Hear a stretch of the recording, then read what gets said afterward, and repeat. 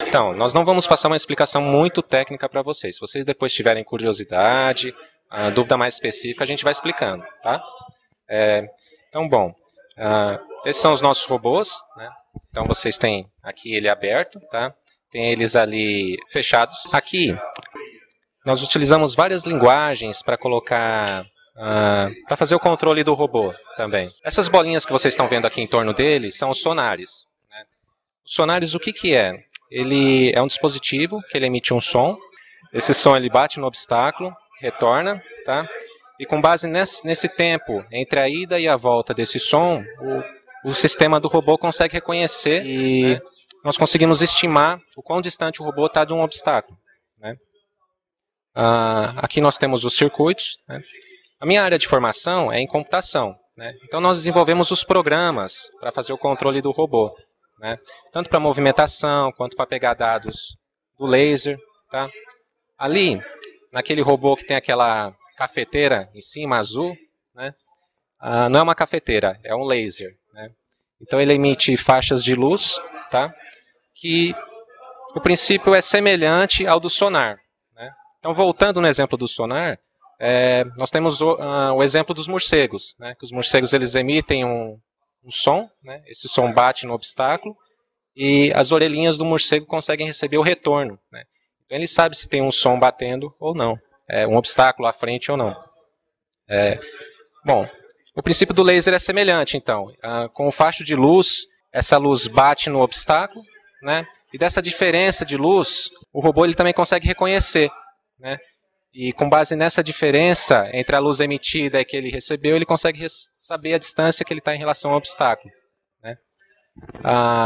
Nós temos, então, uma combinação de sensores, né?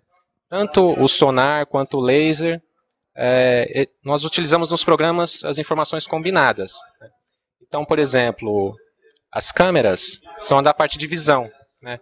Então, no exemplo que nós vamos mostrar para vocês aqui, ele consegue reconhecer essa cor sensível, que no caso é o verde, e a câmera recebe essa informação, o programa filtra essa informação e o robô consegue se deslocar no ambiente. Toda a comunicação é feita pela rede sem fio, né? Então, ali em cima da mesa, o Ricardo, que ele está controlando, ele está tendo acesso aos programas no notebook, tá?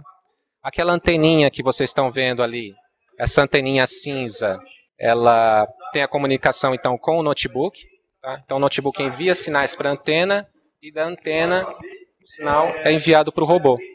Então, a comunicação é sem fio, tá? Então, os programas estão no notebook, são enviados pela rede sem fio e o robô consegue reconhecer as informações que são enviadas para o robô, tá? Então, o robô consegue reconhecer essa informação. Acho que agora é mais fácil mostrar um exemplo, né? Então, o Fernando, ele está com o Wii, né? Então, o Wii ele tem uma interface Bluetooth, né? Bluetooth também é um tipo de interface sem fio, né? Então, o notebook ele tem uma interface sem fio, Bluetooth também. Então, a interface precisa ser a mesma, né? Então, do notebook, o Ricardo ele vai iniciar o programa que vai interagir com a interface Bluetooth e vai mandar um sinal pro Wii. E com isso, vocês vão fazer o controle, né? Então, vocês vão controlar o robô com essa interface do Wii. Ó, esse barulhinho que vocês estão ouvindo é o sonar que está sendo disparado, né? Então, ele já está emitindo um som, né, que vai estar sendo enviado aqui no ambiente, tá? Bom, as motivações, por que usar robótica hoje? Nós temos vários exemplos. Por exemplo, acho que o que mais aparece na mídia é de enviar os robozinhos para Marte, né? Então, onde o homem não pode ir, nós podemos enviar um robozinho que, se acontecer alguma coisa com ele, não vai ferir nenhuma pessoa e tal. Essa tecnologia sem fio também, a gente consegue então pegar informações de Marte e trazer para a Terra, né? Nós conseguimos interagir com o robô lá em Marte. O que mais? Por exemplo, se ocorresse um acidente, né, que nem ocorreu das Torres Gêmeas lá nos Estados Unidos, né? Se não me engano, teve uma reportagem que eles colocaram alguns sensores, né, como aquele que está ali na mesa, para saber se tinha alguém nos escombros, né? Eu não me lembro se foram esses sensores aqui, mas Em caso de acidente, nós podemos então mandar os robozinhos também no acidente para ir onde uma pessoa não consegue passar, né? Dentro de um tubo, mas eu lembro que tinha uma reportagem onde eles queriam saber como que estava os dutos de ar, né, numa empresa, né? Então eles colocaram uma mini câmera e um robozinho para passar por esses túneis, né? Isso foi numa empresa em Uberlândia. Então eles usaram a robótica, né, para controlar o robô num lugar onde a pessoa não conseguia ir. Tá? Outro exemplo também, por exemplo, a Petrobras também tem robôs para trabalhar na prospecção de petróleo, né? Então são vários exemplos que a gente usa a robótica. E você não precisa estar necessariamente vinculado à mecatrônica ou só à elétrica para trabalhar com robótica. Você pode desenvolver os programas, né? Por exemplo, a minha área é de ciências da computação, né? Vocês não sei ainda o que vocês vão querer no futuro de vocês, mas essa é uma opção, né? E, bom, então agora eu vou abrir para perguntas e para controle do Wii. Todo mundo aqui é familiarizado com o controle do Wii, né? O pessoal joga com ele, tudo. Esse controle, particularmente, ele é muito rico de sensores. Ele tem, por exemplo, uma coisa que a maioria das pessoas nem sabe, que aqui na frente ele tem uma câmera de 160 quadros por segundo. Uma câmera no controle do Wii. Ninguém nunca viu isso. Ninguém acha que isso aqui é receptor infravermelho. E o que essa câmera faz? A tarefa dela é rastrear aquela barrinha que fica embaixo do videogame. Ele fica procurando aquela barrinha, por quê? Porque quando eu quero virar ali para a TV, eu quero conseguir ter um cursorzinho lá, minha mãozinha, para escolher. Eu quero jogar aquele jogo, aquele outro. Ou mirar num jogo de tiro, por exemplo. E por esses e outros motivos, esse sensor, por exemplo, tem um acelerômetro. O que é um acelerômetro? É um dispositivo elétrico que ele é capaz de medir em que direção está o centro da Terra. Então, por exemplo, se eu tenho ele aqui, se eu fosse pegar a leitura do acelerômetro, nesse momento ele ia me dar em cima desse eixo. Ele tem 3 eixos. Supondo quando a gente vai fazer um gráfico, a gente trabalha normalmente com 2 eixos. Como é 3D, no caso o acelerômetro tem 3 graus, são 3 eixos. No caso, quando eu tenho a gravidade atuando, eu vou estar, no caso, a gravidade atuando em cima desse eixo, para baixo. Com 1G, a gravidade. Com isso, ao eu inclinar o controle, eu vou ter esse eixo caindo para o segundo aqui. Eu vou ter ele diminuindo aqui de 1G, ele vai caindo para 80, enquanto aqui eu fico com 20, e assim por diante, até quando eu inclino. Então eu consigo perfeitamente saber se o controle está inclinado ou não. Então por que não usar essa informação, por exemplo, para controlar um robô? Se ele está reto, ele fica parado. Se eu inclino para frente, ele anda para frente. Se eu inclino para trás, ele anda para trás. Se eu inclino para um lado, ele anda para o lado. Parece simples. E é basicamente isso que o programinha faz.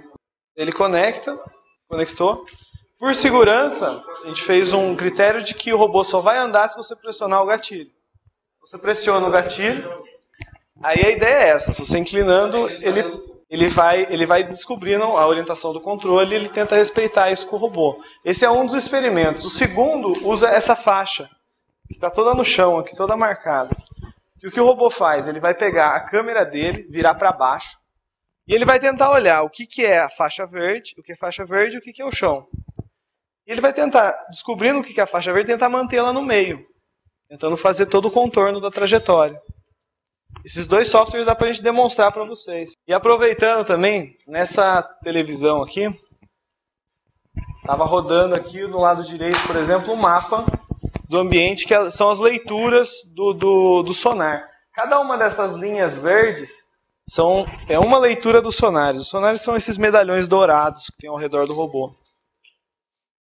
Com isso você consegue perceber se tem algum obstáculo à frente, como é que está mais ou menos o ambiente ao redor dele. Dá para ver que é um sensor bem fraquinho.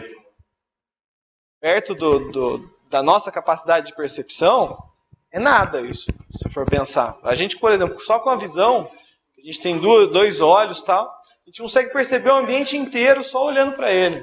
Agora, para um robô, você tem que traduzir tudo isso em número, é complicado. Agora você tem também a imagem da câmera, se eu apertar acho que conecta. Nesse caso, esse robô, ele tem essa caixa azul, que no caso parece uma cafeteira, mas não é.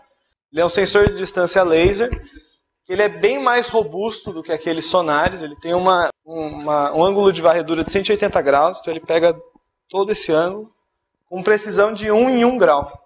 E ainda com uma precisão de distância de acho que milímetros, na casa dos milímetros. Então ele tem uma capacidade de percepção muito mais rica do que o sonar. Então, a gente usa ele para estudo, né? Então nós desenvolvemos vários algoritmos. A motivação é você usar ele para colocar em prática experiência com programação, às vezes algum algoritmo de navegação, né? Que são motivações para pesquisa também. Desenvolver, por exemplo, toda essa comunicação sem fio, né?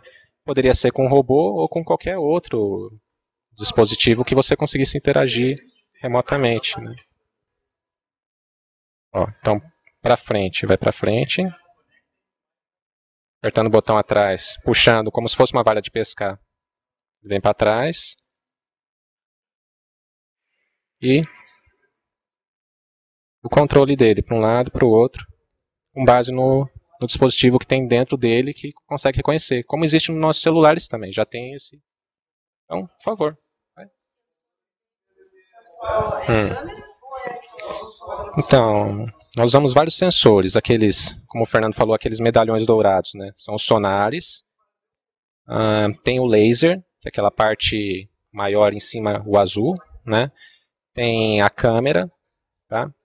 E tem também os bumpers. Então, na parte de trás do robô, ele tem aquelas partes pretas que, se ela bate num obstáculo, ele emite um sinal dizendo, olha, bati. Então, está na hora de parar. E na frente tem aquela garra também. Nós vamos mostrar um exemplo onde nós desenvolvemos um software, que foi o Fernando e o Leonardo que desenvolveram. É um software que foi escrito em Python. Tá? Uma linguagem de programação que ela é interpretada. Qual que é a ideia do programa? Você utilizar um reconhecimento do ambiente. O Ricardo está no notebook, ele vai iniciar o programa para a detecção da faixa. Qual que é a ideia geral do algoritmo? Nós escolhemos uma cor sensível que se destaca no ambiente, no caso o verde. Essa cor sensível ela vai ser reconhecida pelo programa e ele vai traduzir essa imagem colorida para uma imagem binária. Ela vai transformar todo o ambiente em preto e branco.